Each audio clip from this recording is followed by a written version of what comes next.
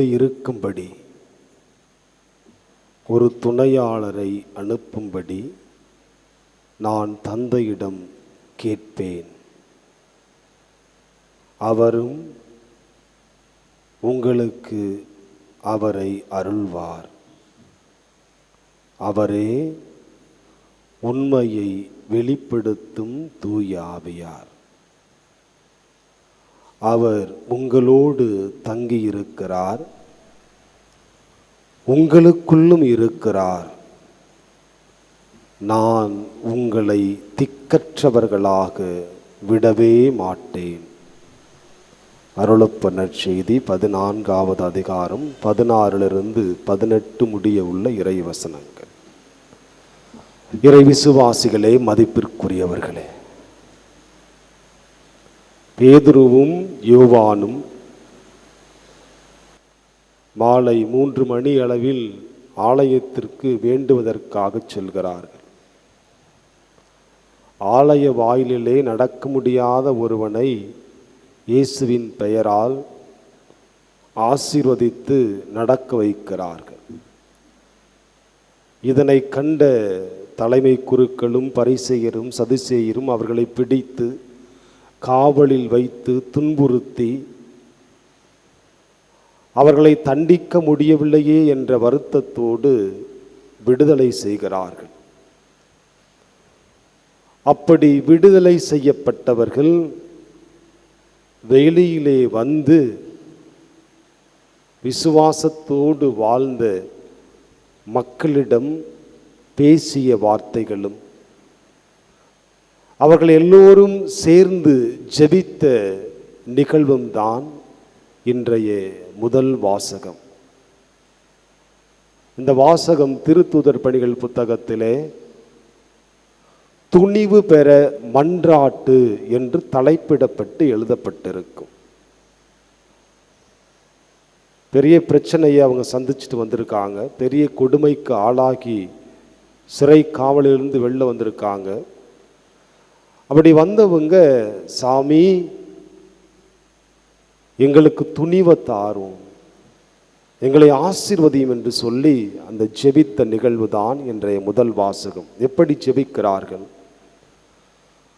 ஆண்டவரே, விண்ணையும் மண்ணையும் படைத்தவர் நீரே. வேற்றினத்தார் சீறி எழுந்தார்கள், சூழ்ச்சி செய்தார்கள். எல்லோரும் ஒரே அணியாக திரண்டு நின்றார்கள். இயேசுவுக்கு எதிராக எத்தனையோ பொய் சாட்சிகளை சொன்னார்கள். ஆனாலும் உம் திட்டப்படியே எல்லாம் நடந்தது. இப்போதும் எங்களை அச்சுறுத்துகிறார்கள். ஆண்டவரே, எங்களுக்கு துணிவை தாரும், உமது கையை நீட்டி எங்களுக்கு நலமளியும், அடையாளங்களையும் அரும் செயல்களையும் நீர் செய்து காட்டும் என்று சொல்லி அவர் ஜெபிக்கின்ற ஜெபம்தான் முதல் வாசகம். அப்படி அவர்கள் ஜெபித்த பிறகு என்ன நிகழ்ந்தது? அவர்கள் இருந்த இடம் அதிர்ந்தது.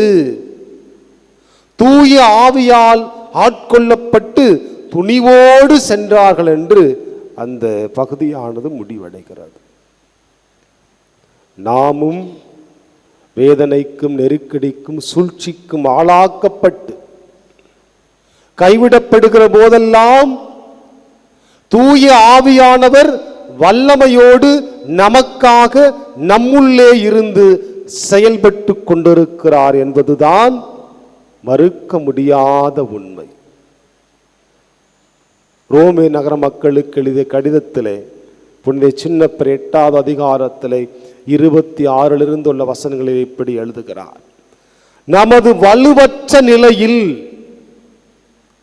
நான் எல்லாத்தையும் செஞ்சு பார்த்துட்டேன், இதுக்கு மேல என்ன செஞ்சா இந்த பிரச்சனை தீரும்னு எனக்கு தெரியல, இதுக்கு மேல எப்படி கடவுள்கிட்ட வேண்டுனா நான் கேட்டது நடக்கும்னு எனக்கு தெரியல.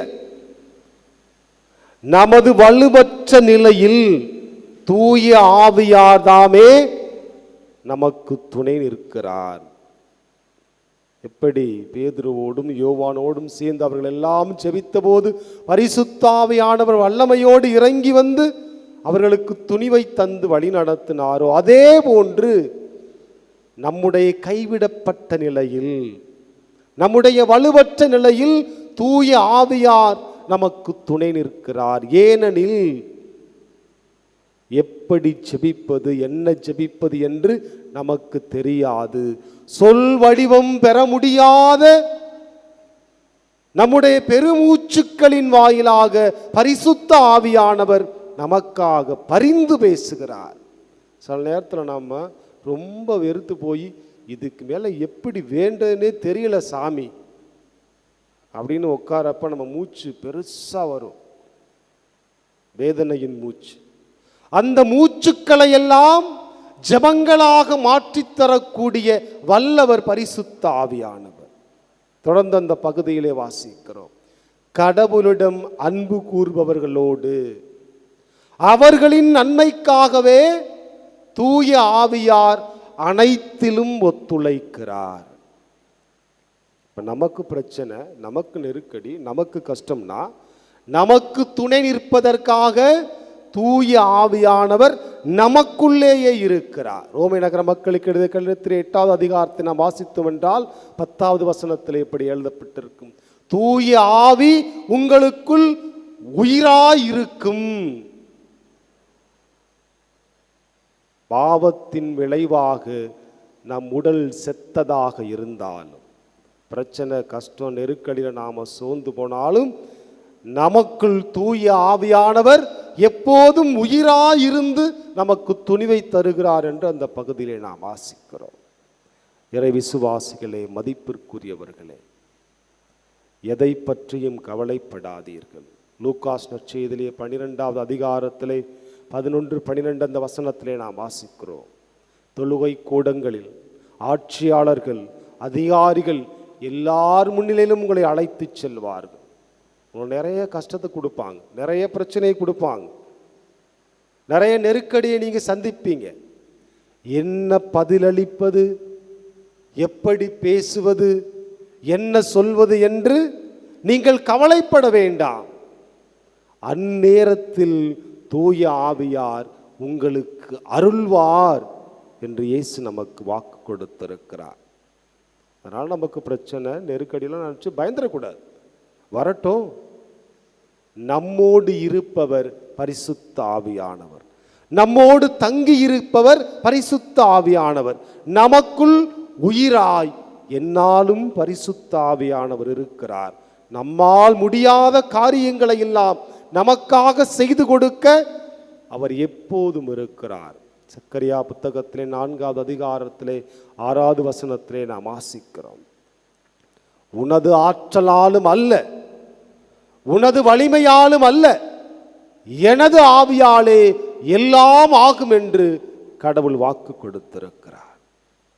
நமக்குள் இருக்கின்ற ஆவியானவர் நம்மால் செய்ய முடியாத காரியங்களை எல்லாம் நமக்கு கண்டிப்பாக செய்து கொடுப்பார். நீதித்தலைவர்கள் புத்தகத்தை நாம் வாசித்தோம் என்றால் 14வது அதிகாரத்திலே சிம்சோன் தன் தாய் தந்தையை அழைத்து கொண்டு ஒரு காட்டு வழியாக சென்று கொண்டிருப்பார். ஒரு சிங்கக்குட்டி அவரை நோக்கி பாய்ந்து ஓடி வரும். 14வது அதிகாரத்திலே 6வது வசனத்திலே எப்படி வாசிக்கிறோம், ஆண்டவரின் ஆவி அவர் மீது இறங்கியது, சிங்கக்குட்டியை 2ஆக அவர் கிழித்து போட்டார் என்று வரலாறு நமக்கு சொல்லுகிறது. 15வது அதிகாரத்தில் நீதித்தலைவர் புத்தகத்தை நாம் வாசித்தோம் என்றால் பெலிஸ்தியர்கள் முன்னிலையிலே கயிர்களெல்லாம் கட்டப்பட்டு சிம்சோன் என்ன செய்வதே என்று தெரியாமல் அவர்கள் முன்னால் அடிமையைப் போல நின்று கொண்டிருப்பார். ஆண்டவரின் ஆவி வல்லமையோடு அவர் மீது இறங்கியது. நெருப்பிலே பட்ட கயிறை போல கயிர்களெல்லாம் தெரித்து விழுந்தன. கழுதை தாடையை எடுத்து சிம்சோன் 1000 பேரை ஒரே நேரத்திலே கொன்றான் என்று வரலாறு நமக்கு சொல்லுகிறது. அதை அவன் செய்யவில்லை, அவனுக்குள் இருக்கின்ற பரிசுத்த ஆவியானவர் அந்த துன்பத்திலிருந்து அவனுக்கு விடுதலை கொடுத்தார். இறை விசுவாசிகளே, மதிப்பிற்குரியவர்களே, கொரிந்து நகர மக்களுக்கு எழுதிய 2வது கடிதத்திலே 3வது அதிகாரத்திலே 17வது வசனத்திலே நாம் வாசிக்கிறோம், தூய ஆவியார் இருக்கும் இடத்தில் விடுதலை உண்டு, ஆசீர்வாதம் உண்டு. உங்களுக்குள் தூய ஆவியார் இருக்கிறார், உங்களுக்கு துணையாக இருக்கிறார். உங்களுடைய பிரச்சனைகளிலெல்லாம் உங்களை விடுவித்து காப்பதற்காக எப்போதும் பரிசுத்த ஆவியானவர் உங்களுக்குள்ளேயே எப்போதும் இருக்கிறார். இதை நம்புங்கள். அந்த சீடர்களைப் போலவே நீங்களும் நெருக்கடிகளை ஜெபியுங்கள். ஆண்டவரே துணிவை தாரும், ஆண்டவரே உம் அருளை தாரும், ஆண்டவரே உமது கையை நீட்டி எங்களுக்கு நலமளிக்க செய்யும், ஆண்டவரே அருடடையாளங்களையும் அற்புதங்களையும் எங்கள் வாழ்விலே செய்யும், பரிசுத்த ஆவியானவரை வல்லமையோடு எங்களுக்குள்ளேயே இருக்கச் செய்யும் என்று தொடர்ந்து செய்யுங்கள். வல்ல தேவன் நல்லதை மட்டும் உங்களுக்கு செய்வார்.